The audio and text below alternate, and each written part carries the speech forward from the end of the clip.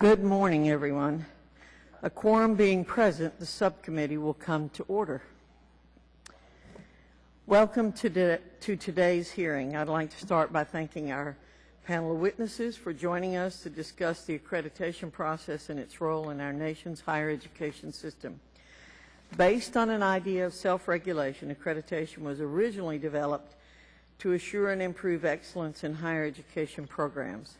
When the federal government began putting money into higher education, accreditation took on another role by ensuring that the gate to federal funds is open only to qualified academic institutions.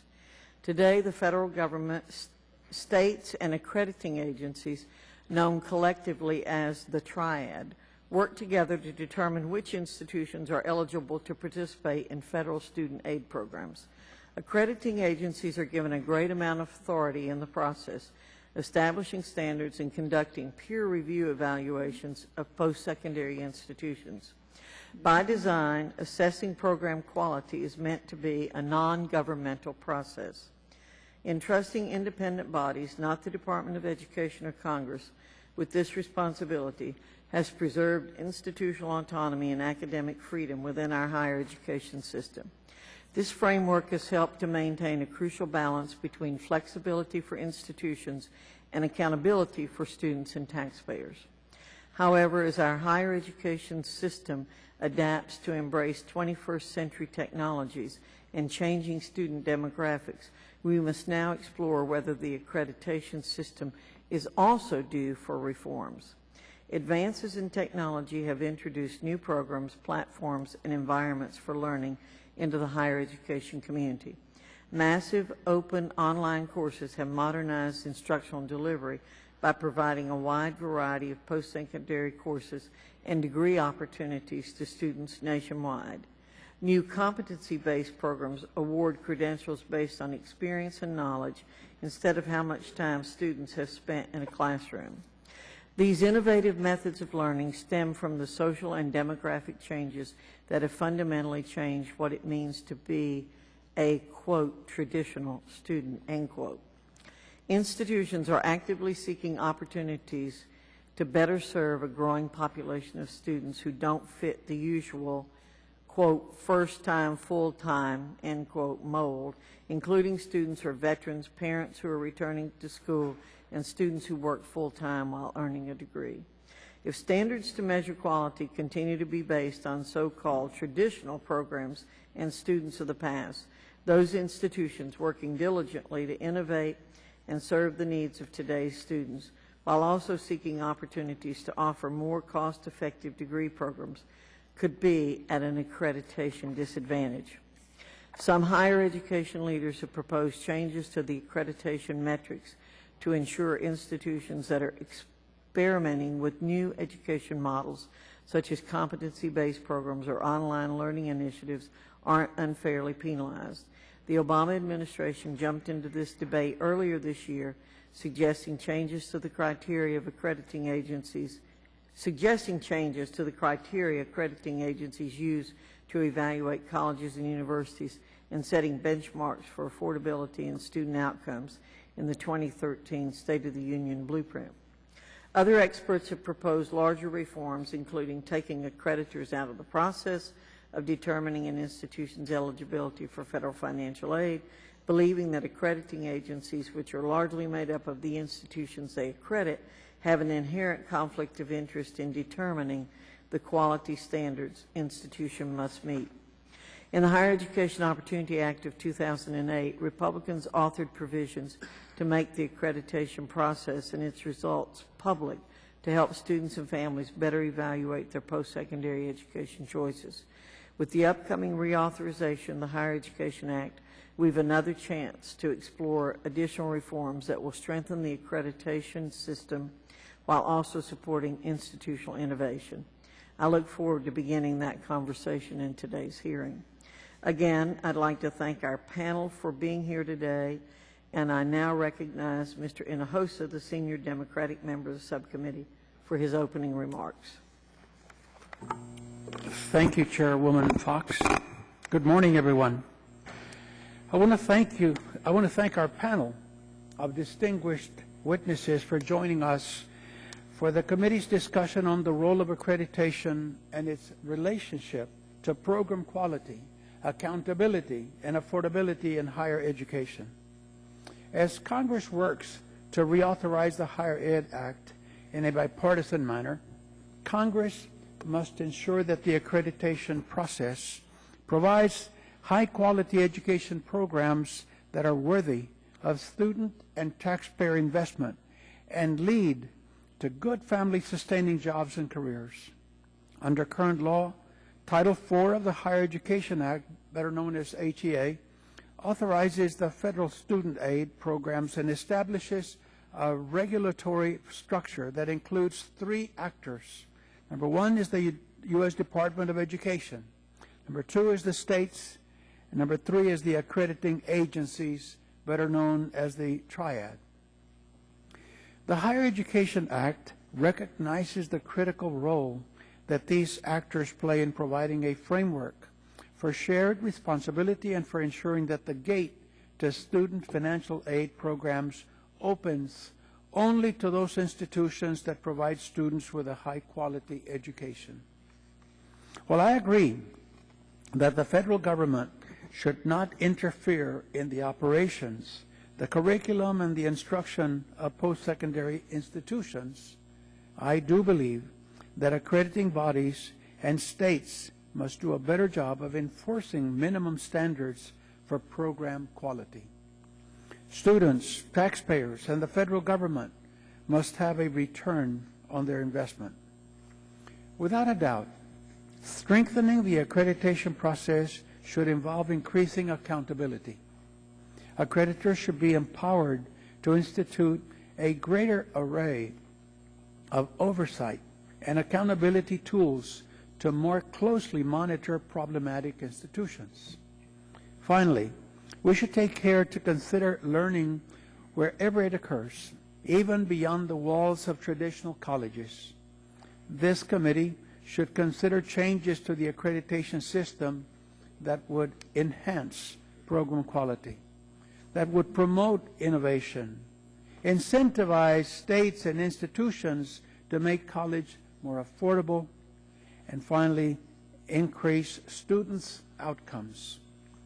If the current system cannot accomplish that goal, we should consider establishing new gatekeepers that could help the Department of Education evaluate learning quality provided by education entities. To be clear, it seems to me a renewed emphasis on program quality should not stifle innovation. As you panelists know, some alternative learning models, including some of the massive open online courses, are nonprofits. Because these alternative learning models are not institutions of higher learning, they are not eligible for Title IV funds. An alternative accreditation model could serve to recognize high-quality online courses and degree programs to expand access to higher education for millions of students. With this in mind, I applaud the Secretary of Education, Arne Duncan, and Undersecretary Martha Cantor for encouraging accrediting agencies and states to engage in a robust conversation about quality, innovation, and affordability in higher ed. The reauthorization of HEA is an opportunity for us in Congress to discuss ways in which we can strengthen our current accreditation system, and I look forward to hearing from our experts on these vitally important issues. Thank you, and I yield back. Thank you, Mr. Hinojosa. Pursuant to Committee Rules 7C, all subcommittee members will be permitted to submit written statements to be included in the permanent hearing record. Without objection, the hearing record will remain open for 14 days to allow statements, questions for the record, and other extraneous material referenced during the hearing to be submitted in the official hearing record. It's now my pleasure to introduce our distinguished panel of witnesses. Dr. Elizabeth Sibolski is currently the president of the Middle States Commission on Higher Education. Prior to joining MSCHE, she was director of university planning and research at American University in Washington, D.C. Dr. Michael McComis serves as the Executive Director and Chief Executive Officer of the Accrediting Commission of Career Schools and Colleges, managing the organization's day-to-day operations and overseeing the accreditation process for 750 post-secondary career-oriented vocational education institutions. Ms. Neal is the co-founder of the American Council of Trustees and Alumni and has been president since 2003. Prior to joining ACTA, Ms. Neal served as general counsel and congressional liaison for the National Endowment for the Humanities. Mr. Kevin Carey currently serves as the director of the Education Policy Program at the New America Foundation. Prior to joining New America, Mr. Carey worked as the policy director of education sector and as an analyst at the Education Trust and the Center on Budget and Policy Priorities. Before I recognize you to provide your testimony, let me briefly explain our lighting system. You will have 5 minutes to present your testimony. When you begin, the light in front of you will turn green. When 1 minute is left, the light will turn yellow. When the time is expired, the light will turn red. At that point, I ask that you wrap up your remarks as best as you are able. After you have testified, members will each have 5 minutes to ask questions of the panel. I now recognize Dr. Elizabeth Sibolski for 5 minutes. Madam Chair and members of the subcommittee, thank you for the opportunity to testify this morning on the role regional accreditors play in ensuring quality in our nation's system of higher education. For 4 years, I have served as the president of the Middle States Commission on Higher Education, and I am also serving as the current chair of the Council of Regional Accrediting Commissions. All of the regional accrediting agencies are private, voluntary, non-governmental membership associations that define, maintain, and promote educational excellence and improvement. MSCHE is one of 7 commissions across 6 regions. Each region employs a modest staff to oversee the work of the commission, while over 3,500 volunteers carry out the actual work of accreditation. Collectively, the 7 regional commissions accredit over 3,000 highly diverse institutions. Almost all of these rely on accreditation for eligibility to participate in federal student financial aid programs. Each regional accreditor must be recognized by the U.S. Secretary of Education as a reliable authority on the quality of education through a process which involves review by the National Advisory Committee on Institutional Quality and Integrity. Under the U.S. DOE's guidelines for preparing and reviewing petitions and compliance reports, we regional accreditors, and in fact all accreditors, are subject to roughly 100 separate requirements as part of the recognition process. Each regional accreditor uses similar processes for initially accrediting institutions. Once accredited, institutions are monitored to ensure ongoing compliance and are re-reviewed for reaffirmation of accreditation.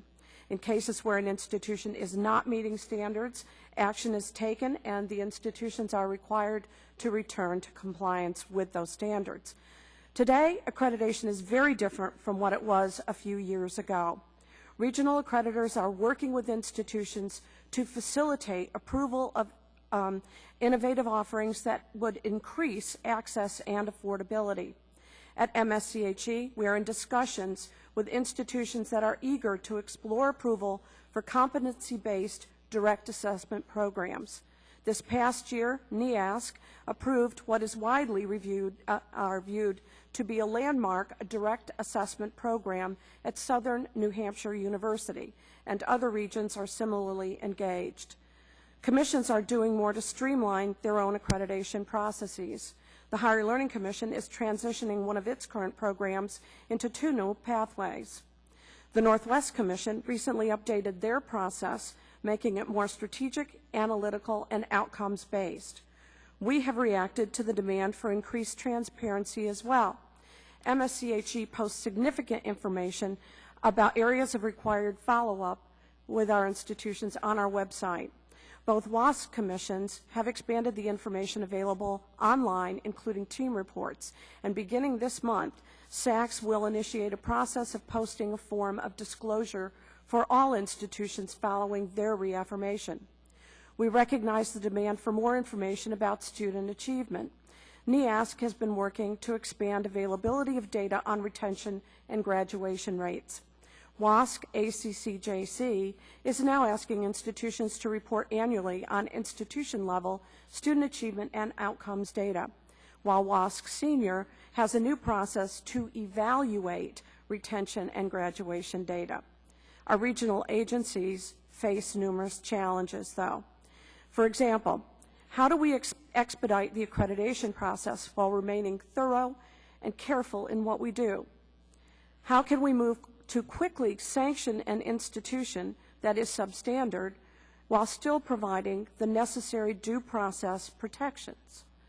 How should we balance the competing needs for thorough review with review that is cost-effective and timely? Congress can play a key role in helping us address some of these challenges.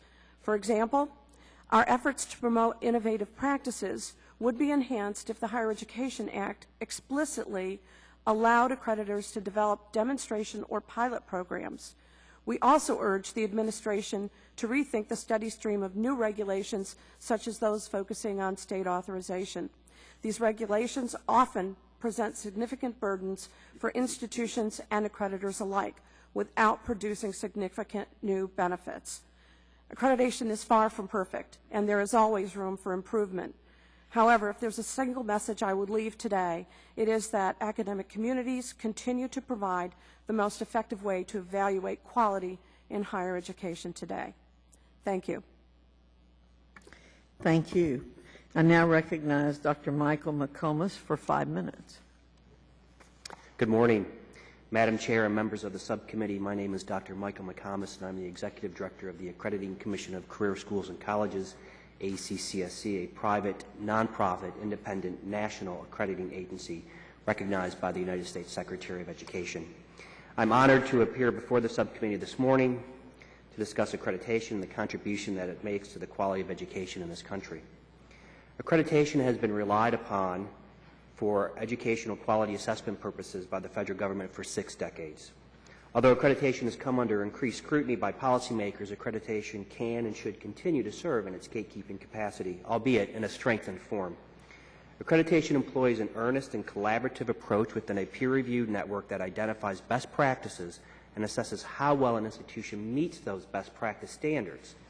It is not, nor can it be, a one-size-fits-all system with rudimentary metrics that do not take into account subjective and qualitative elements of an institution's operations and success. Accreditation derives its strength from 4 essential pillars that are built upon a foundation of peer review. Those pillars are 1, standards or best practices, 2, self-evaluation, 3, ongoing institutional improvement, and 4, accountability.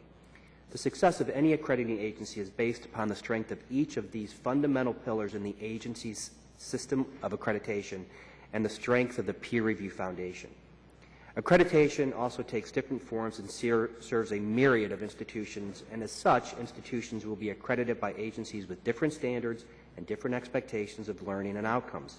This is both appropriate and necessary, and through this lens, the differences amongst accreditors should be viewed as a strength to our system. I recognize that Congress has a vested interest in ensuring the strength of accrediting agencies. As such, the Congress should seek to make changes to the Higher Education Act that will provide such assurances, strengthen accreditation, but without injecting undue federal intrusion into the academic processes of higher education or that might serve as a barrier to innovation. Judgments regarding the effectiveness of accreditation should not lose sight of the fact that the oversight of higher ed is a shared responsibility amongst accreditors, states, and the federal government.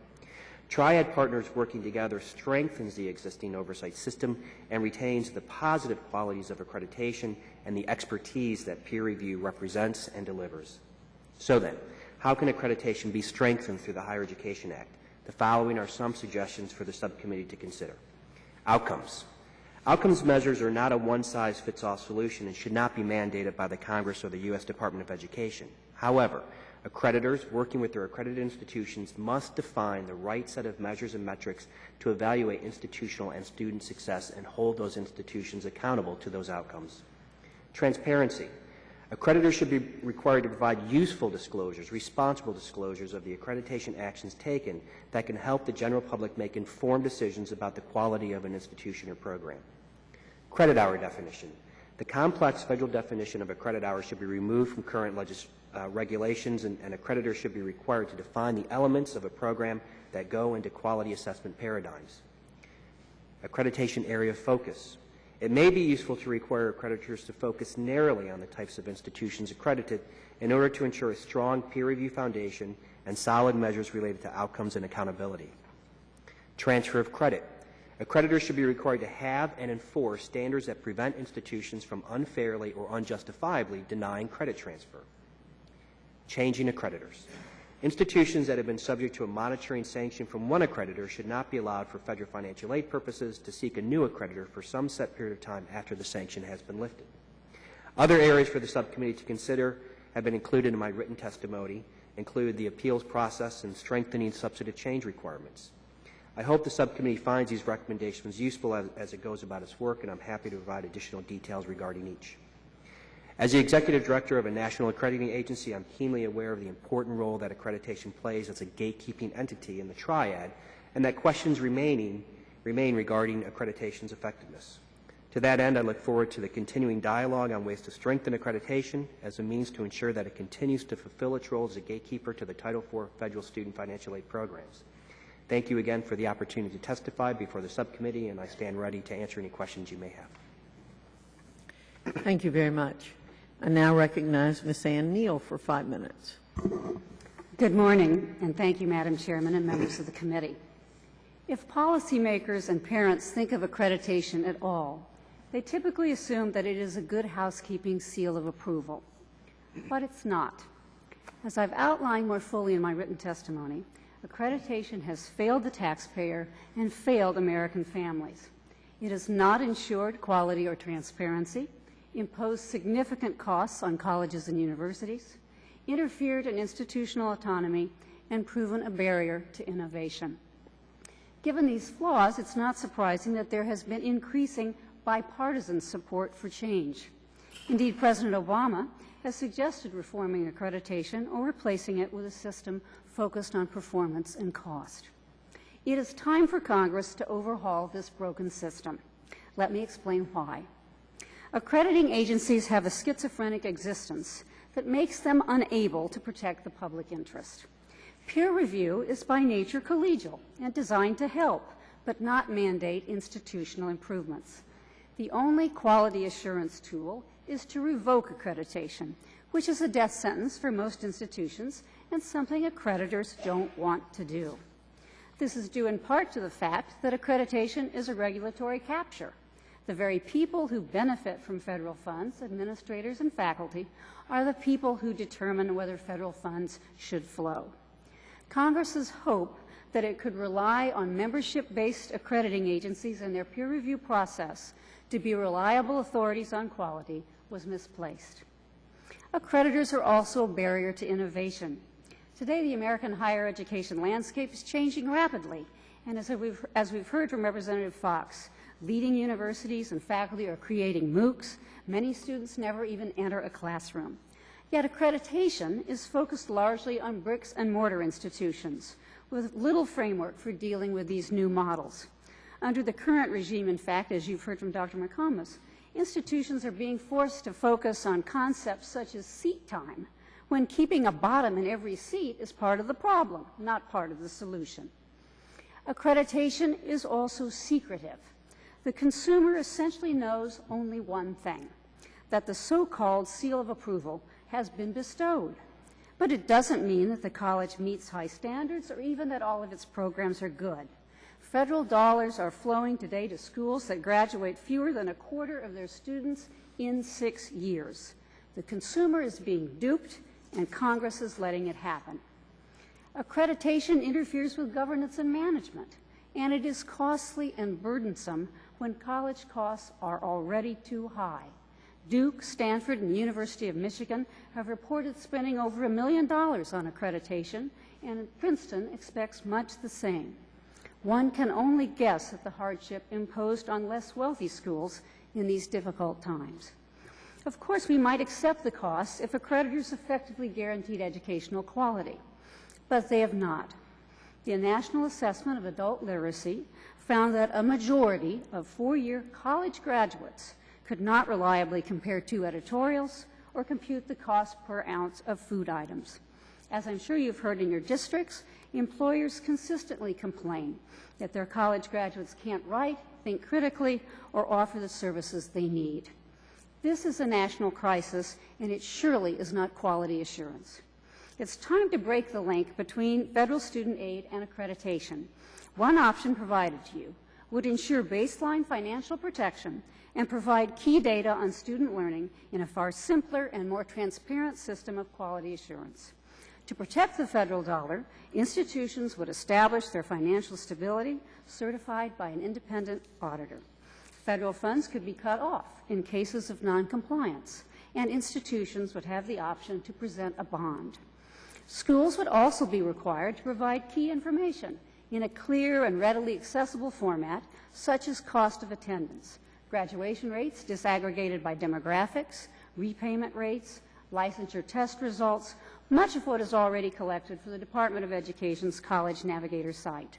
This could again be independently certified. Removing the gatekeeping function for Title IV puts all institutions on a level playing field in terms of access to federal funds. This consumer-friendly alternative would not create new federal benchmarks or inappropriately insert the federal government into the workings of our colleges and universities. It would instead empower individuals to make their own educated choices and allow institutions to focus on key metrics of student success. I look forward to further discussion. Thank you very much. I now recognize Mr. Carey for 5 minutes. Thank you, Madam Chair, Ranking Member Hinojosa, and members of the committee. The federal government disperses $150 billion per year in support of higher learning, and nearly every dollar goes to an accredited college or university. Students, parents, and taxpayers rely on the accreditation system to protect their interests. That system is failing. Recent years have seen broad evidence of abuse and consumer exploitation in for-profit and nonprofit colleges alike. All of them were accredited. Last year, 454 colleges reported six-year graduation rates below 30%. All of them were accredited.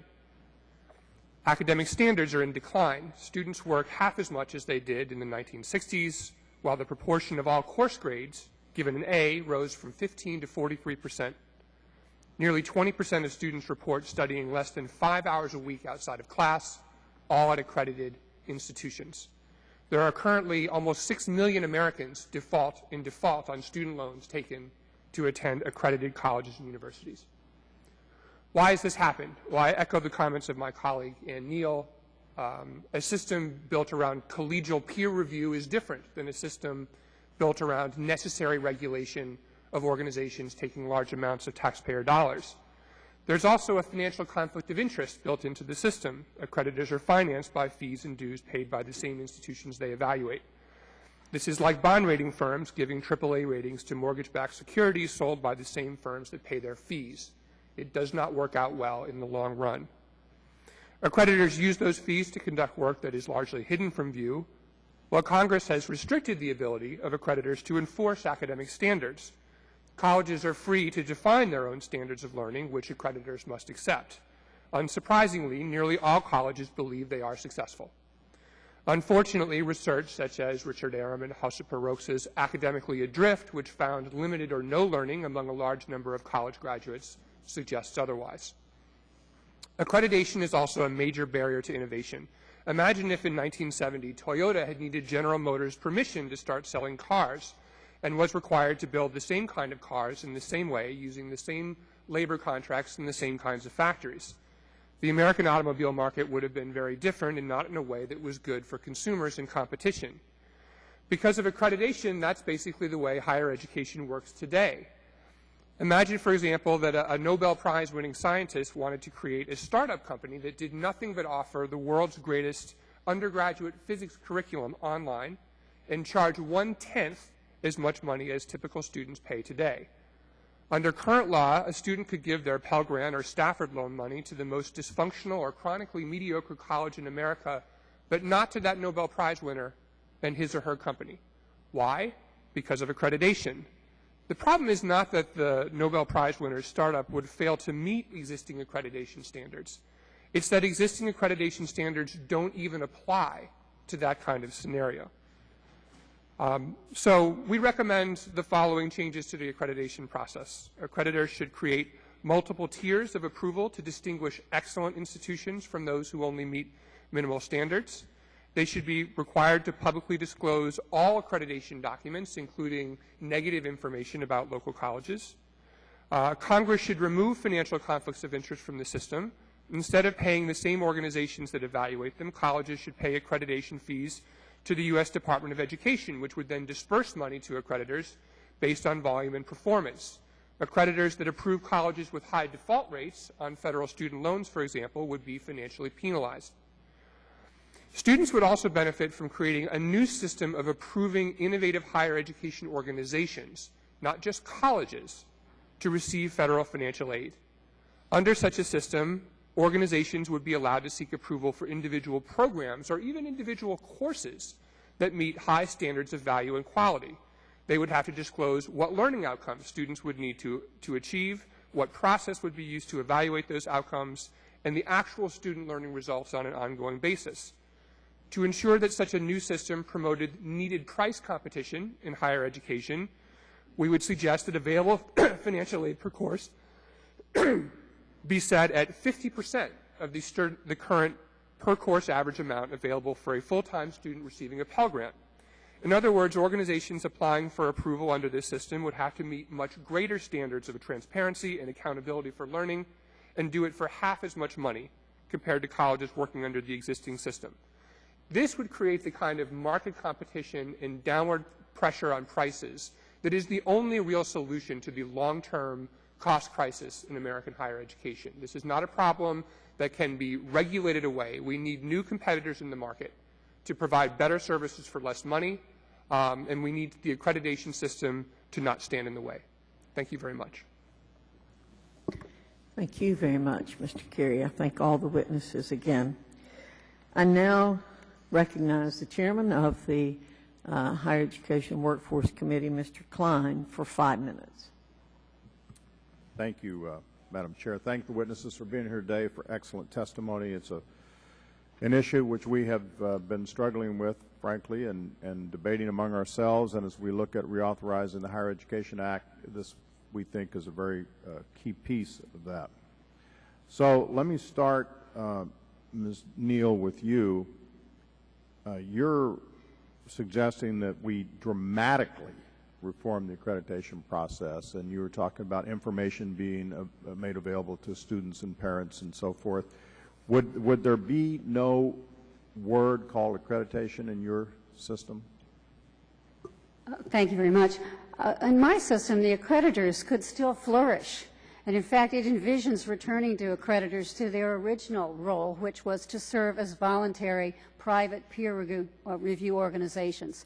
So they could, in fact, do the very things that we've heard from both accrediting bodies and Kevin Carey. They could have tiers of approval. They could have sector-based approval. They could have a range of approvals that would provide considerably more information to consumers than they receive now. But what they would not have is the gatekeeping role. So I think we could be assured under this system that rather than the conflict between self-improvement and accountability and quality assurance, in this case they would simply be self-improvement peer review groups aiding and assisting institutions that chose to have their assistance. So in that system, what would the role of the Secretary of Education be in this gatekeeping business? The gatekeeping would essentially be set by financial solvency, which would be established as it is now with the Department of Education. But what we would add is an independent statement that would be certified so that the Department of Education could proceed and sanction and take away federal dollars from an institution that's not federally financially solvent. And then we would also have institutions providing key data for families seeking to go to college, which quite frankly are just not available now. As I said earlier, when schools are accredited, we really don't know anything about them, and the accreditors themselves say that it does not assure that programs in the school are good. It simply is a blanket seal that really tells us very little, and as Kevin has indicated, masks the fact that many of these institutions are graduating less than 25% on the federal dollar. You use the term independent agency. What would that be? Independent, well, in this case, this would be an independent auditor. What we're envisioning is that the institutions would indicate to students that they would have sufficient resources to pay for them in the event that they went belly up, and that this then would be certified by an auditor. Similarly, information about particular outcomes, about price, about licensure rates could be certified by an independent auditor, so that in the case that they're engaging in fraud or deceiving the consumer, actions could be taken against them. So we would have some basic stability and insurance for the consumer as well as information. Okay, thank you very much. Dr. Sibolski and Dr. McComis, how much time does it take for an institution to become accredited initially, and do you have any idea what the expense associated with that might be? Let me take the first answer on that. For an initial accreditation, it can take up to 3 years for an institution to go through the process that exists today. And that is because there are several steps, and my full testimony does outline what all of those steps are that we take an institution through. One of the reasons for that amount of time is so that we are being sure that we're accrediting an institution that will be solidly accreditable, and that we won't find ourselves 6 months after having accredited an institution with a need to put that institution on sanction of some sort. So, so we want to be careful, and we want to be sure that an institution is doing an application for us and then doing a clear self-study. You had another question in there. The cost. Actually, no, I haven't done a study of cost of that. Certainly could be done, but it hasn't to this point. Okay, I certainly have some follow-up questions, but I can see the light is orange and getting ready to go red, and I'm in an ever sort of futile effort to convince my colleagues that we ought to stay within the time limit. But at some point, if others don't ask, we'll come back to you for answers on the record about what's the time and what's the cost for an already accredited institution to open another campus, for example. So anyway, thank you very much for your testimony, and I yield back. Mr. Hinojosa, I recognize you for 5 minutes. Thank you. My first question is to Mr. Carey. New models of education and learning are happening everywhere. Distance learning and all that has exploded here in the last 5 years. It's becoming clear that many Americans are learning important skills both inside and outside of the classroom. However, it's very difficult to gain access to Title IV money, and perhaps rightly so. Should the evolution of new high-quality, low-cost centers of learning like MOOCs, which I think stand for Massive Open Line Courses, have the opportunity to access Title IV funds? Thank you. I believe they should. I think that the kind of competition the higher education market needs won't come from other colleges. It will come from flexible, low-cost providers of higher education that are nimble, that focus on certain aspects of the college experience. They don't need to provide everything to everybody as the... I agree with you, but in this case, if we were to get what you're talking about, and I agree with, could the current accreditation system we're using accommodate these new and unique entities, or should an alternate system be created in tandem with the current one? The current accreditation system cannot accommodate them. It is a club of colleges that admits other colleges to the club. I believe we do need an alternate system to work in tandem with the existing accreditation to provide access to Title IV funds so new organizations can compete on a level financial playing field if they are willing to subject themselves to high standards of quality and value on behalf of students. Thank you. Ms. Neal, are there regulatory functions that the Department and U.S. Congress have delegated to accreditors that might be better handled by others?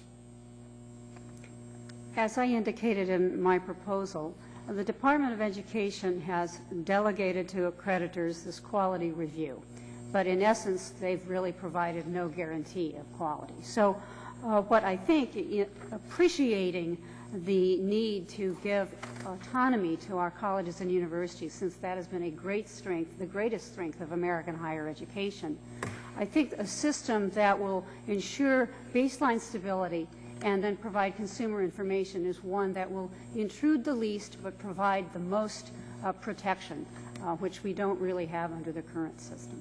Ms. Neal, you, in your statement, indicate that accreditation is too costly, and you mentioned some of the Ivy League schools like Princeton and Stanford, Vanderbilt, University of Michigan, all saying that they're going to be spending plus or minus $1 million plus thousands of staff hours to do this accreditation. How can that be changed? Again, I think that the process that we currently have is a burdensome one. As you've heard, it takes multiple years. It requires vast piles of paper pushing, often a focus on matters that do not relate directly to educational quality, which is the very purpose of the accreditors according to the existing Higher Education Act. We see numerous accrediting bodies focusing on governance, focusing on management. For instance, the American Bar Association has a certain percentage of tenured professors that it requires. It limits online learning for students. It also restricts instruction, does not allow the institution to make these decisions on its own. These are all cost-inducing efforts by the accreditors which have very little to do with quality. You also said in your statement that some of the accreditation is secretive. How can they make it secretive? Well, again, this is the nature of peer review. Peer review is for self-improvement. Collegial bodies are helping one another to try to enhance better quality. Now, one can question whether or not that's happened at all, but the essence of this peer review self-improvement is not to tell the world.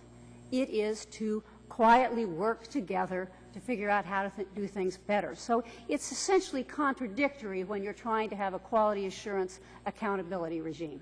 And the President, in your remarks, you said President Obama suggested an alternative accreditation system based on performance and results to the educators, outside experts, and citizens. Is that realistic? Can that be done? Well, I certainly think that it underscores the broad-based concern about the current system. Obviously, the President does not feel that it's focusing properly on affordability and on performance, and certainly my remarks would second that. I think the proposal that I set forth, which is on financial stability and key data, it's interesting to note that that was supported by a bipartisan group of members of the National Advisory Committee on Institutional Quality and Integrity. So I think there's broad-based support across the party line here to do some radical changing of the accreditation system in order to protect the consumer and to keep basically the federal government out of the workings of our colleges and universities. I yield back. Thank you, Mr. Hinojosa. A thought that strikes me in terms of your comments about secrecy, as someone who's been through accreditation, the thing that hit my brain was that old saying, a camel is a horse designed by a committee.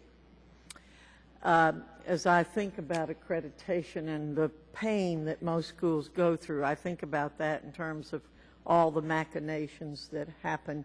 And while you're trying to get some good things out of it, you wind up with a camel instead of a horse. I don't know if that helps you any or not, but I think people who've been through it could identify with that. I now recognize Mr. Wahlberg for 5 minutes.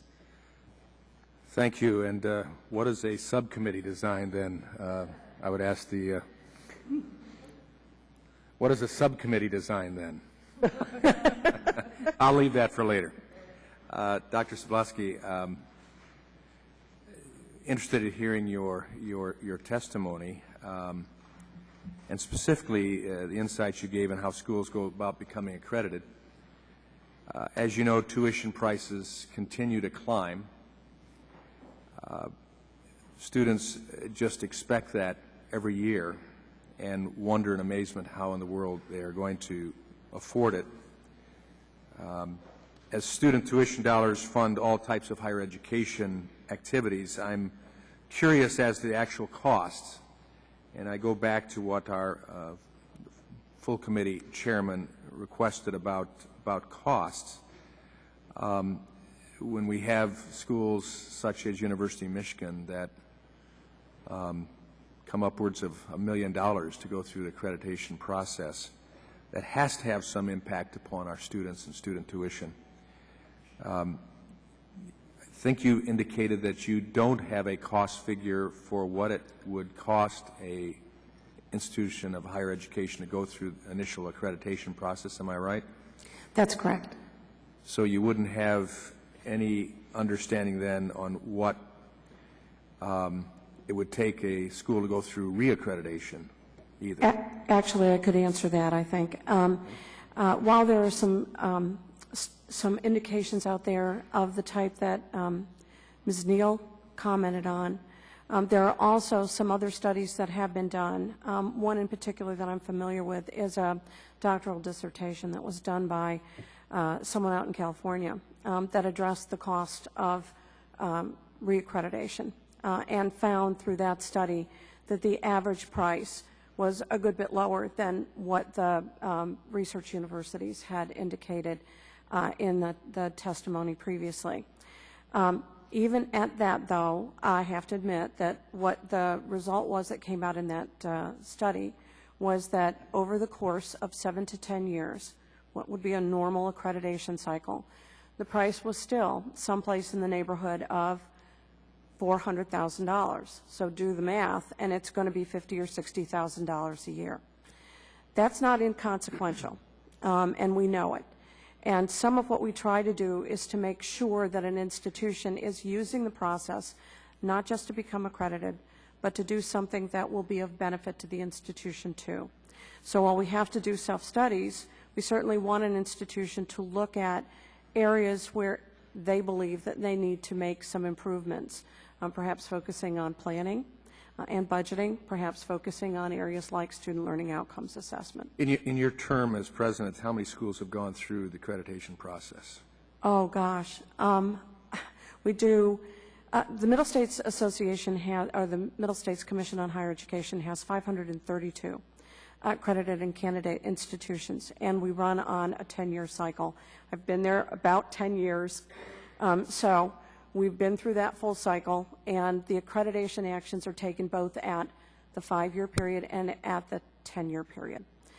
So just double up the number, and that's probably a good estimate. Okay.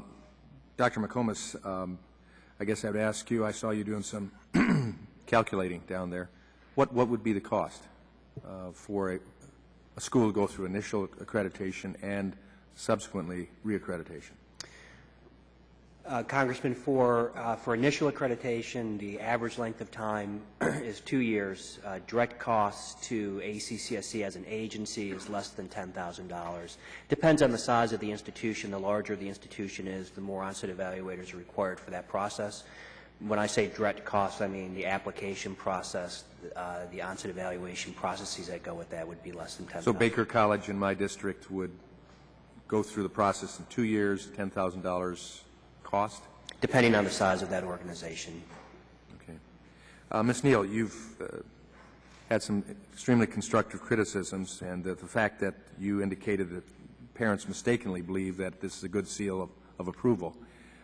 Expand a little bit on what you see as changes that could be made in Higher Education Act reauthorization that would make it better for these parents to understand that they're getting the bang for their buck. Well, as we heard from Kevin, we're looking at $150 to $175 billion in student financial aid, and we're also looking at $1 trillion in defaults. So this is a major issue for you all and for the American people. And so I think there is a great concern that we find a quality assurance system that will protect the federal dollar and that will also ensure quality and provide information to families who are seeking to find a college. And so I think today the system that we have really just doesn't do that. As I indicated, the consumer is provided virtually no information, and in fact, I think is often deceived by the so-called good housekeeping seal of approval, because it may mask the fact that the institution is graduating very few people and that many of the students have massive debts. It really doesn't tell the consumer much of anything. And I think what we need to do to protect the federal dollar is to have essentially a guarantee that the institutions which are receiving funds are financially stable and will be able to compensate students, and then also to provide information that will be key indicators of student success at colleges and universities.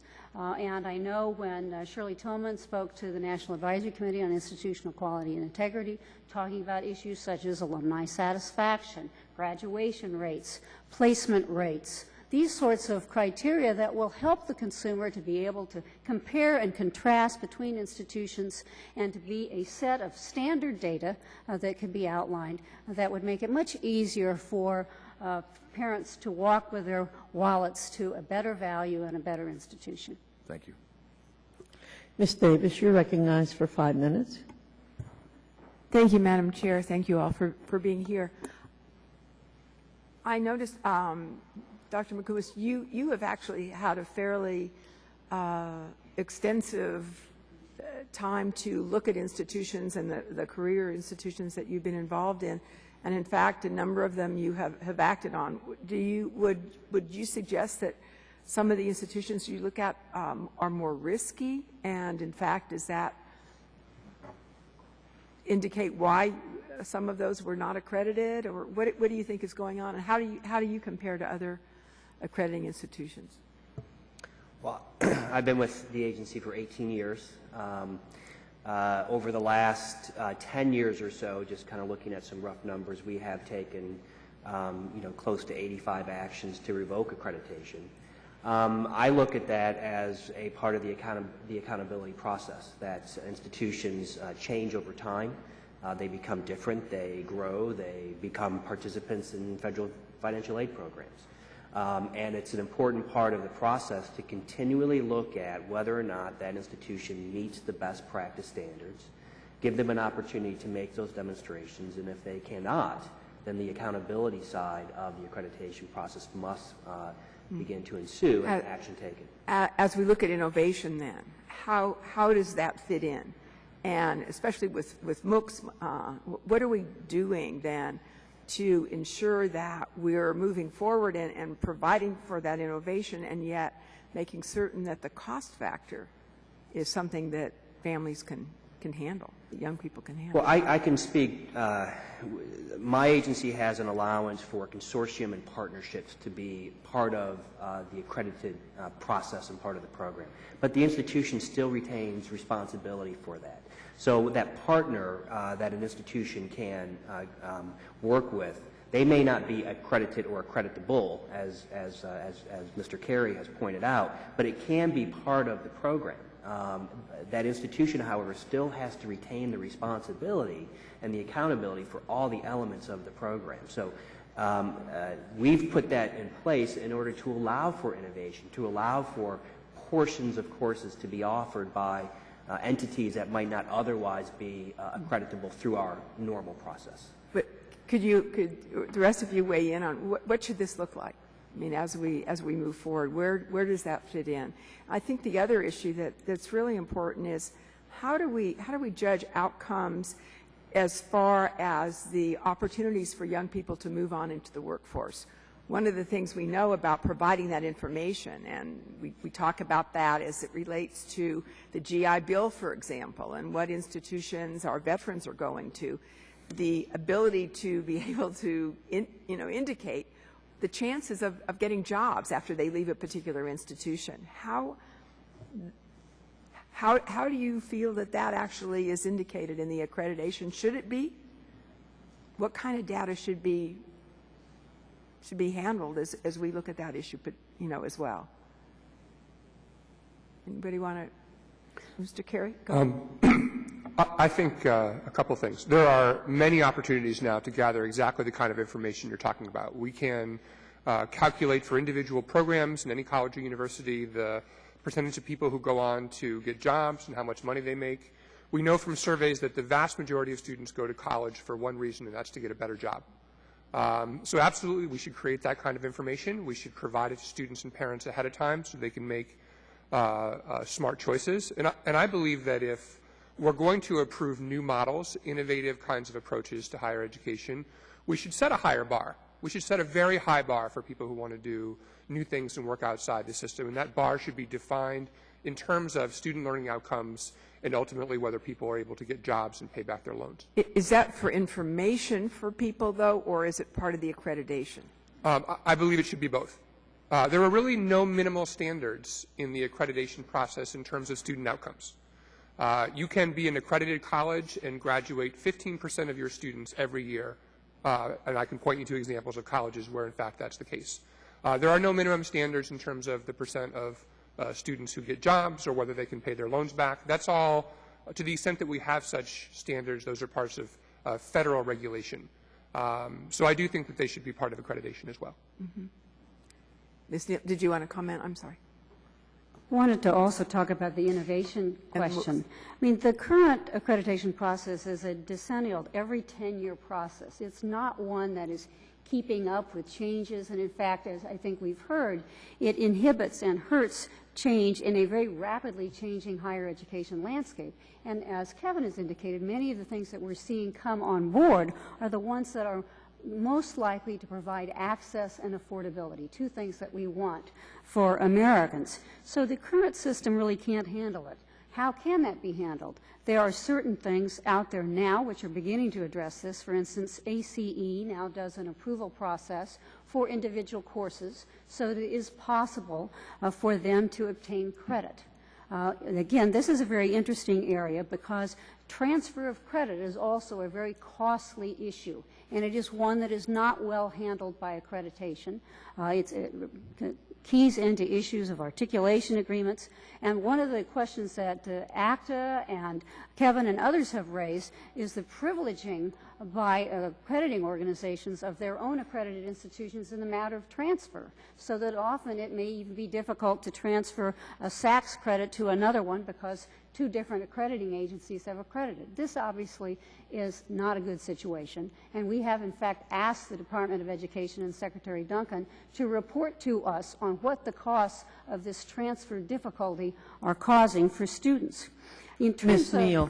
Sorry. I'm sorry. We're going over considerably, and I'm trying to be fair to everybody. Okay. Mr. Guthrie, you're recognized for 5 minutes. Thank you, Madam Chairman. I appreciate that very much. And actually what Ms. Neal did led into the question I was going to ask, the first question I was going to ask anyway. And Dr. Sibolski, in your written testimony, you talked about, and what we've heard a lot is that the accreditation process stifles innovation. We've heard that, and we've also that it's very expensive. And so, but in your written testimony, you said that accreditation agencies are reforming their processes to adapt to innovations within higher education, to be more compliant with innovation and try to make it cheaper. So what have you or your colleagues done to make the process of accreditation easier or cheaper, or to be more reactive to innovation for institutions? I think two different areas that you're actually asking about right there. So let me take innovation first. We certainly are, as outlined in my testimony, trying to deal with, in the most direct instance right now, competency-based education. And an awful lot of what's out there right now seems to be going in that direction, where seat time is not what we really would be measuring, but certainly we want to look at skills, abilities, and so on as students move through a program. The current rules that we operate under do not allow us to work with competency-based education. So we have to sort of morph that into something that is acceptable through the financial aid programs, and that is through direct assessment programs. So right to begin with, we have a little bit of confusion with our institutions about, so what is it that they're really asking about, and how do we try to work with this? We are dealing with that right now. And with the Middle States Commission, we have several institutions that have done wonderful programs in competency-based education that have been accredited actually by disciplinary accreditors, but are not eligible for Title IV programs. We're trying to fix that. So that speaks to the innovation area. In terms of trying to change our processes, we are aware of the cost. We are aware of the need to try to pare this down. And I think the question becomes, how do you do that and still address some of the questions that were toward the end of my oral testimony? How do you make sure that you're doing a thorough job of doing the accreditation activity and still make sure that it is cost effective and timely? That's a tough thing to try to negotiate. But again, we do some processes that allow institutions that are in good stead with us to actually move into a kind of accreditation that allows smaller teams to visit. That allows I've only them to got so much focus. time, and I want to ask one more question, so I appreciate that very much. I appreciate it. But Mr. Carey, you were talking about, I understand if a Nobel Prize winner in physics wants to teach a physics course, I would love for my kid to be able to go take that course, whether it's online or whatever. But when we're doing with federal tax dollars, and how do you know you get what you pay for? And I would guarantee you, if we would say you can follow whatever course you take, your money can follow you, there would be a lot of people popping up teaching courses. And it's easy to bring up the example of a Nobel Prize winner because that's self-evident. That's somebody that can teach a course or at least have something to learn from. But how would you police what I would guess would be somebody popping up on every corner trying to teach a course if the money followed that? I would say that anybody who wanted to get approval under such an alternate system would have to guarantee three things. One, a very explicit statement of exactly what was being taught and what students were expected to learn. Two, what's the process by which learning results are going to be evaluated? And three, what are those learning results? Reported to the public on a real-time basis, so anybody, whether it be a lawmaker, a regulatory body, a state legislator, a parent or student, can see exactly what's going on.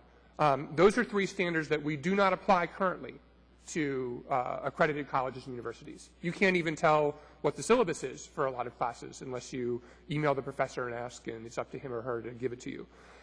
So I think by setting a high bar of, at the minimum, transparency for what's being taught, how it will be assessed, and what the results are, we're actually setting a much higher standard than we currently have. Would you argue that if you go to an accredited university, still you would each course should be accredited? Is that where, and not accredited like in the traditional way, but the way that you're suggesting? I think that we should, for the new system, if people just want to sell one fantastic course and do nothing else to specialize, because I think that's where a lot of innovation and competition happens in marketplaces. People who specialize compete with large organizations. Then This would be somebody outside of a traditional university or college. This would be you would still have an accredited university that you go to, or you could do these alternative. You'd have an alternative accreditation for alternative courses. Yes, that's correct. I'm out of time, so I yield back, Madam Chairman. Thank you. Thank you, Mr. Guthrie. Mr. Tierney, you're recognized for 5 minutes. Thank you, and thank the witnesses for the testimony. Dr. McComis, I'm going to ask you this question. I think I'm asking the right person on that. How is it possible for so many for-profit private institutions who have such an incredibly high default rate on their student loans and such a very poor graduation rate factor remain in the good graces of the accreditors and get accreditation to begin with and keep it? Well, certainly many national accreditors look at program-level outcomes or institutional-level outcomes. That is a primary factor that's reviewed. As part of the Higher Education Act and the regulations that ensue from that, there are requirements for accreditors to look at cohort default rates and to evaluate the extent to which institutions encourage students to pay those loans back. And my agency, for example, does a number of things to monitor on an annual basis those rates. I guess I hear what you're saying, but can you answer the question? How is it that they continually have these high default rates and low graduation rates, but keep getting accreditation and retaining it? Well, the Who's graduate. not doing their job? I'm sorry? Who's not doing their job in the accreditation area? The benchmark by which cohort default rates, and this is why the triad is so important, is a measure for the Department of Education to look at and to make a determination as to whether or not So you're saying you don't do that, that's the department's job? we don't set particular rate numbers to evaluate the effectiveness of the program for cohort default rates. All right. You could, but you don't. All right. Ms. Neal, I'm all for transparency. I think that's an excellent thing. Only I just talked about one example where it doesn't quite work. No matter how transparent we are in making sure people know about the high default rates and low graduation rates, people keep flocking to a lot of these private for-profit schools and ending up with a lot of debt and no certificate or no graduation diploma. So do you agree there has to be something more than just information? Because I don't think there's any evidence so far that indicates that all the information they have, and we put a lot of transparency in the last higher ed bill, but unfortunately we don't see that that's driving a lot of consumer decisions. People are still sending their kids to very expensive institutions and not having the costs held down. Two things. I think that clearly we've seen abuses and problems in the for-profit sector, but I think it's also fair to say that we're finding the same kinds of problems in terms of low graduation rates and defaults in the nonprofit sector. To a much different degree. So I think that we have to be fair across the sectors here because we've got failure everywhere. So my question is, though, I agree that there's failure everywhere, but it's like exponentially higher in the for-profits on the private schools on that. But on just transparency, if we rely just on transparency, I don't think there's any evidence that shows us that's going to be the answer. It's always true to say that a consumer may pick a bad place and it may not be the best one. Well, but we're the federal government giving money out. We've got a responsibility to be accountable, so we don't want Well, that absolutely, to be the which case. is why I think coming up with a system that provides key data that admittedly are imperfect proxies for quality, but will provide a consumer with some sense of graduation How are you going to get the rates, consumer to use that passage effectively? rates. I hear all that, and I don't mean to argue with it. I'm just getting limited time. Great, you have all this information, you have all the data, you throw it all out there. Who's to say the consumer is going to use it properly or use it at all? There's a lot of I pressure trust to send their individuals kids to make good decisions for themselves, and I think ultimately despite the lack that's of the evidence that that's foundation. going to happen. Mr. Carey, who's going to set the standards in your system? So one way in which I may differ from Ms. Neal is I do think that there needs to be a regulatory function. I know that this is always a tricky conversation to have about creating new federal regulatory power, but when we're dispersing, again, $150 billion a year into the system, that's where we are. I think that, but I don't think that the setting of the standards needs to come from accreditors necessarily. One could imagine, for example, groups of scholars. One could imagine industry groups contributing to a process. We're still in the imagination stage in this. We haven't firmed up an idea of who this is going to be, so we're a long way from that on that basis. I was just trying to find out how much developed we had this idea. And I just note that, you know, having somebody have a PhD in physics, put an online course out in physics, doesn't mean they can teach anybody. I mean, we've all seen some pretty boring and non-communicative PhDs out there, so I think it's got to be something beyond that on that basis, and I guess we're still looking to find out who set the standards and who'd maintain them. I agree. All right. Thank you. I yield back. Thank you, Mr. Tierney. Mr. Hudson, you're recognized for 5 minutes. Thank you, Madam Chairman, and thank the witnesses for being here today. I actually have a chart I want to put up if staff could throw that up. This is it's a little difficult to see, but this is a chart that was given to me from a community college president in my district that outlines the process of accreditation that he goes through when accrediting the college. I'll just highlight a few things here. It's a little difficult to see, but he begins the process and starts to organize January 2011, and then goes through each step of this process all the way up to the end with the board action June of 2014. So we're looking at a 3.5-year process. This is for a tiny rural community college in a rural disadvantaged community in my district. You know, obviously, I recognize the key role that community colleges play, particularly in areas like North Carolina that I represent. I'm a former trustee of a community college. The community college, we have excellent colleges in North Carolina that play a critical role in job retraining and helping create jobs in our communities. But what I'm hearing from many of the college presidents is that compliance with the accreditation process is taking 3 to 4 years. It's extremely burdensome. In this college example, their compliance report was 371 pages, plus thousands of pages of electronically linked supporting documentary evidence. The college president said he's having to take personnel away from the classroom to help prepare these reports.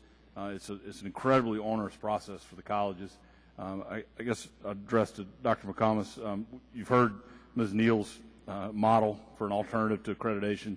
I would just like to offer you an opportunity to maybe respond to this process. Is there a way that we can do this that isn't so burdensome, that doesn't take so much time for the college, so much cost for the college, pulling people out of the classroom?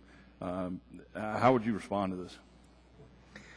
Well, certainly the accreditation process is one that requires institutions to go through a process of self-evaluation to demonstrate to their accreditor that they're meeting those best practice standards. And yes, that takes evaluative time, and it takes effort, and it takes thinking on part of administrators and faculty to come together in a partnership and in a group to make those kinds of assertions for themselves, to make that demonstration to the accreditor that's there to look at the quality assessment paradigm, that they are meeting those best practice standards. That's part of the gatekeeping function. That's why the federal government relies upon accreditation to do that.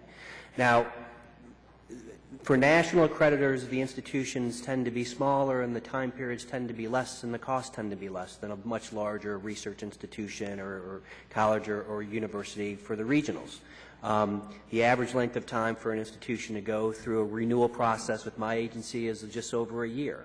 Cost, again, is about, direct cost is about $10,000. So, all due respect, that's different from what I'm hearing. Well, again, and the institutions tend to be smaller. Well, this is a small community college, I promise you, in a rural community in North Carolina. This is not a major institution. So sorry for interrupting, but no. So again, for an institution accredited by my agency, again, it takes about again for the renewal a little over a year, and a direct cost to my organization about $10,000. But the process is what is important, and what Ms. Neal is describing is one that takes away that assessment of all of those input standards, all of those best practices. Governance functions already exist, and they aren't producing the quality either. So to take away the regulatory component or the oversight component of accreditation seems counterintuitive to me.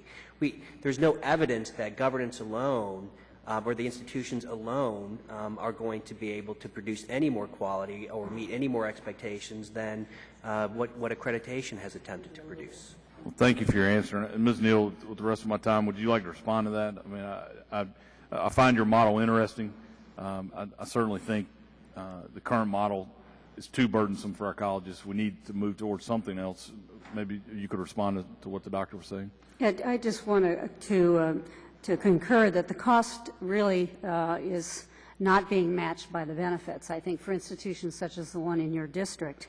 And already college costs are too high. So I think we really, in an effort to protect the federal dollar and to protect the consumer, we have to find a way that will be simple, understandable, not costly, and I think that's why this alternative prescription, which does keep a regulatory role of the Department of Education, that is ensuring financial stability. I think there is a list that comes out regularly about institutions that may or may not meet the acid test that is required, and it's not even clear to me that even when those schools are on that acid test that they are closed down. So I think we would demand that the Department of Education be more punctilious in applying financial stability, and that would be its regulatory role, and then we would fall back on consumer information as an additional component. Well, my time's expired. I'll see if we have another round, but thank you, Madam Chair. Thank you. Ms. Bonamici, you're recognized for 5 minutes. Thank you very much, Chairwoman Fox, and thank you all for this fascinating discussion. I don't think there's any question here that all of us are committed to find ways to improve not only accessibility in terms of cost, but also quality. And this is an important discussion in that regard. Ms. Neal, in your testimony, you cite academically adrift, and you talk about the troubling academic decline and how the quality of higher education is inadequate. You call it a national crisis. That's pretty alarming. And Mr. Carey, you sound some similar alarms with, you say academic standards are in decline, and I was especially interested in the significant decrease in the number of hours that students study. Pretty alarming. But I wonder if we could talk a little bit about how much of that really has to do with accreditation. it sounds pretty clear that there are some changes that need to be made in the accreditation system, no question. But how much of that change is actually going to solve what you've identified as this national crisis? If we fix the accreditation system, we still haven't fixed the funding cuts. We still haven't fixed the problem of a whole generation of students who have gone through K-12 education with a limited curriculum, narrowed. They're missing arts and music and classes that lead to critical thinking. So if we fix accreditation, could you opine about how much we've actually made a dent in what you've identified are the challenges? Well, I certainly wouldn't suggest that fixing accreditation will solve all of those problems, but I do think accreditation plays a key role. We know that the long-term trends in higher education, as you said, declining academic standards, prices going up and up and up, and it's not that the people, it's not that the accreditors are indifferent to those problems. It's just that as the system is built, they don't really have any power to solve them. So in addition to solving the finance problems and the preparation of students in our K-12 schools and a host of other issues, we need a quality control infrastructure that encourages, sets high academic standards and encourages competition in the marketplace from colleges or other kinds of organizations that can prove that the quality of their academic offerings are very high and at a high value for students, and we don't have that now. I understand what you're saying, but is there any indication that if we had some sort of solution to accreditation, I know it's costly, it takes a long time, assume for the purposes of this question that that's done. Is there any indication that that's going to change the challenges of the students who study fewer hours or aren't graduating? Is that really going to solve the issue, or is it just a piece of the puzzle? Well, we certainly, if we relieve our institutions of what one person has described, a bureaucrat's dream and a thinking person's nightmare, the accreditation system, I think we'll give just the opportunity costs that are lost in processing this paper in a system that really has not guaranteed quality control, I think will help these institutions to focus more closely on academic quality. I mean, effectively today, institutions are competing on their climbing walls and things that do not relate to education, and the accreditation process has certainly done nothing to turn that attention away. So I do believe that eliminating a process that is costly, time-consuming, and secretive, and allowing then institutions to focus their energies on what we truly need, student learning and value added at our institutions, that yes, we will advance the cause of higher quality. And this may be a tough question to answer because of the link between the financial aid and accreditation, but has anyone ever studied whether students and families actually look for accreditation? They have to if they're getting financial aid, but is it something that's important to them, or are they looking for the good climbing wall? Well, again, I think that there is this general perception by families, to the extent that they think about it at all, is that if they see it, they think, good housekeeping seal of approval. But in fact, that's not, and so I think it's deceiving parents to the extent that they think about it. And of course, obviously, if they want to take federal dollars, they have to go to accredited institutions. So subliminally, at least, they are thinking about it. Right. And in my remaining time, I know, Ms. Neal, you mentioned the accreditation started. We're concerned about diploma mills, and I share Mr. Tierney's concerns about these for-profit colleges with low graduation rates. Are you convinced that we can devise an accreditation system that still protects students and families? I think on the issue of diploma mills, frankly, the accrediting bodies have not been good in addressing that. I think if we look to the triad, if we look to the states, consumer protection and the attorney generals in the states have been fairly effective in dealing with diploma mills and consumer fraud. And I think we have to remember that the states play a significant role in helping to ensure quality in this regard. My time has expired. Thank you, Madam Chairwoman. Ms. Bonamici, I really appreciate your honing in on the things you honed in on. I think what we're not talking about today, but that you're skirting around in your questions, is we haven't decided in this country what the mission of higher education is, I think. And that sort of is the nub of the issue I think you're getting at. Ms. Brooks, you're recognized for 5 minutes. Thank you, Madam Chairman, and thank you to the panel for being here. I, too, have come from a community college where, prior to serving, I was a senior vice president and general counsel for Ivy Tech Community College, and so my questions are going to be a bit on the credit hour issues, the transfer of credits, and then the competency-based education, which I am looking and hoping that we are moving toward in some manner. And Dr. McComis, you mentioned in your testimony that that credit hour regulation is one example of federal regulations that inhibit innovation in higher ed. And as we are getting ready to go through the reauthorization of the Higher Ed Act, can you please share with us any other regulations or any other examples of things we might need to be looking at very specifically that are preventing that innovation? We also have, while I was at Ivy Tech, Western Governors University was started in Indiana, and I think our more traditional schools are very leery of things like Western WGU, and but it is providing an incredible opportunity for a lot of adults to get their degrees. And I'm just curious, what are some of the things we should be thinking about with respect to accreditation and innovation?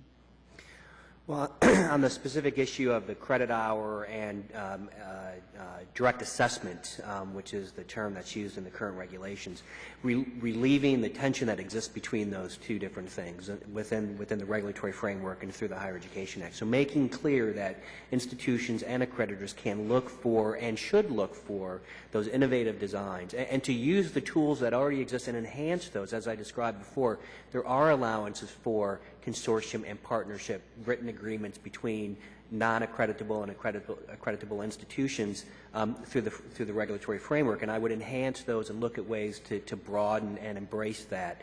But again, always keeping the accountability with the institution, because that really is where the locus of that control and locus of responsibility should retain.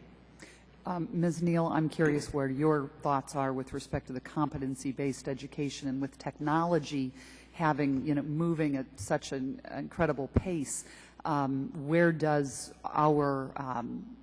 should we be looking at that with respect to the reauthorization of Higher Education Act?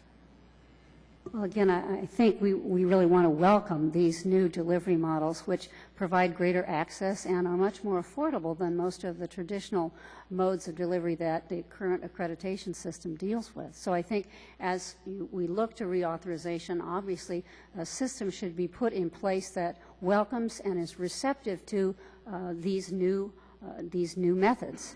I think our current system, quite frankly, privileges reputation because it really doesn't provide any information as to value.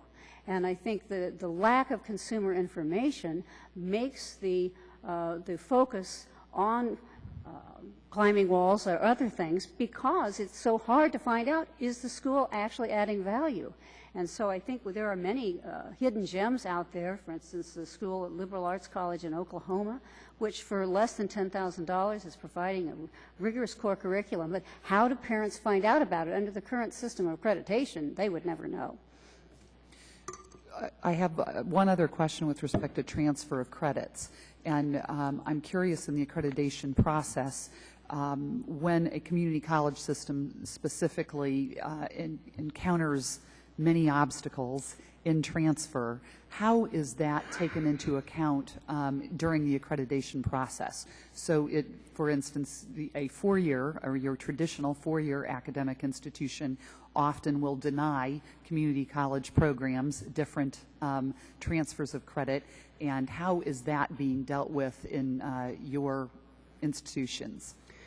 So, as I mentioned in my written testimony, I think that it's important for accreditors to have standards that say that institutions cannot deny credit along those they should go through the process of making a determination about the transferability of those.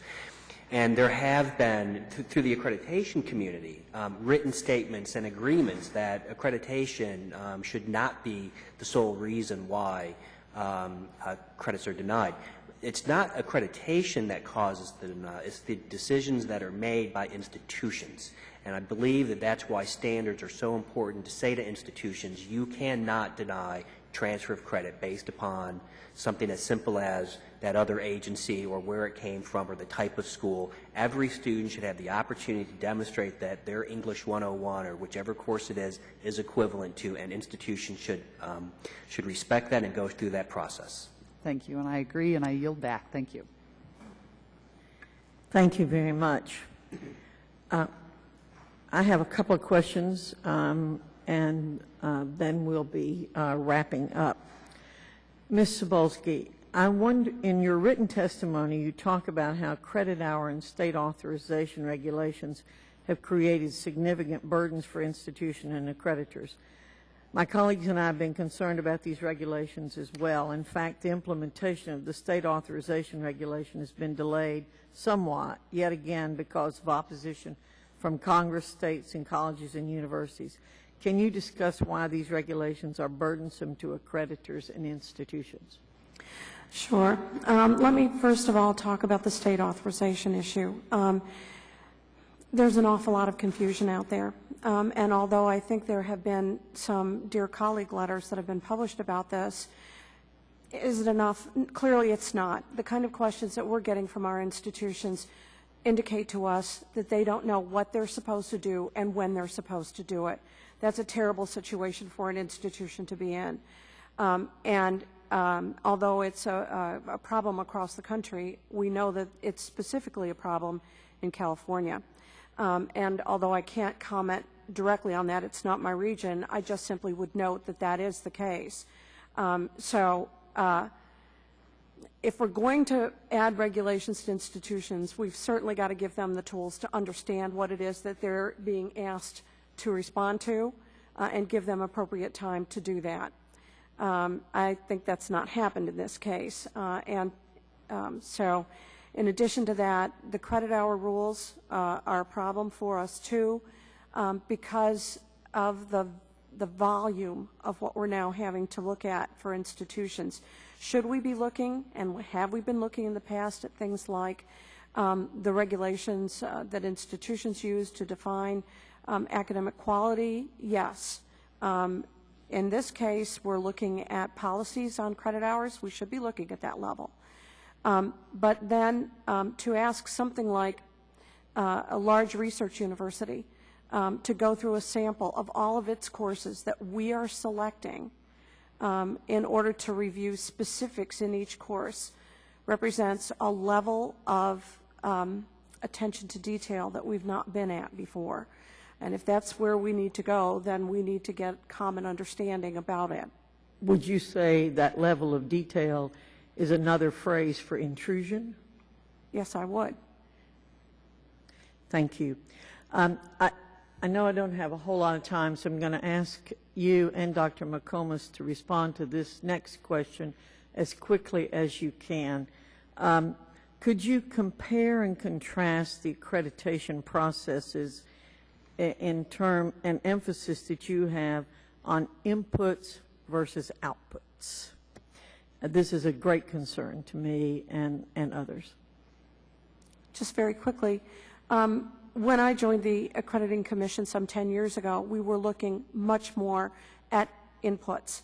The focus of our standards on student learning outcomes are really now on what are the skills, abilities, and knowledge that a student graduates with. So we really are focusing on the outputs. Still a struggle to work with our institutions to get there, but we're all of us working on it. Dr. McComis. It's a balance that needs to be achieved between those two, and one informs and drives the other. So to rely solely on outcome standards would prevent the rich evaluation that an institution goes through the review of its own inputs and evaluative process. But having said that, the reliance upon, at the end of the day, what were the objectives of the institution, what was the student to know through going through that program, did they learn those things, and can we measure that learning? What are the rates of graduation, and in institutions like those that my agency accredits, how many of those folks got jobs at the end? Well, thank you all very, very much for being here today. I'm going to make a few closing comments, and I want to go back to what I think Ms. Bonamici was getting at about looking at the mission of higher education. I do think that that's something that we are not agreed upon in this country at all, and haven't perhaps ever been agreed upon on it. I want to, in a way, apologize to Ms. Neal for having to cut her off, because it really pains me to do that for any of you, because all of you have brought great information to us today. I think in many ways that these hearings are an archaic way of doing business. I have felt that since we got here. We talk about the need for innovation and the need to use technology, and yet here we are in Congress not being very good role models in terms of how we get out information. But I frankly haven't found a better model. But I think we do get sometimes some very revealing information and sometimes stunning things. I think the comment about there being no minimal standards for outcomes in accreditation really struck me, Mr. Carey, and I appreciate your bringing that up, because I do think that's something that the American people don't understand, and Ms. Neal brought it up in her comments, her good way of looking at that, that people think accreditation is the good housekeeping seal of approval, and yet we really don't know what that means. Parents and students. Mr. Tierney wants to know is, can we get consumers to use information? Well, they're not getting very good information, and if that's all they know. I am concerned about Mr. Tierney's comments about the high default rates and low graduation rates only in the for-profit sector. If you look at the high default rates and low graduation rates, as you said, Ms. Neal, and I appreciate your saying that, it exists across the sectors. There are certainly plenty of nonprofits that have those same characteristics. So I think it's an issue we have to deal with in all of higher education. We haven't even touched the issue of disciplinary accreditors. And as I was going over the material last night in preparation for this today, I thought, oh my goodness, we're not talking about the American Bar Association. We're not talking about business schools being accredited and what they go through, nursing schools, schools of education.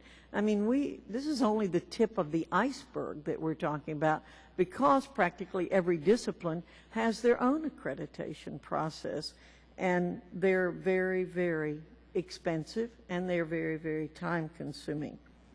So again, we're not very good at innovating here ourselves, but I do think we're stifling innovation in higher education with our accreditation process.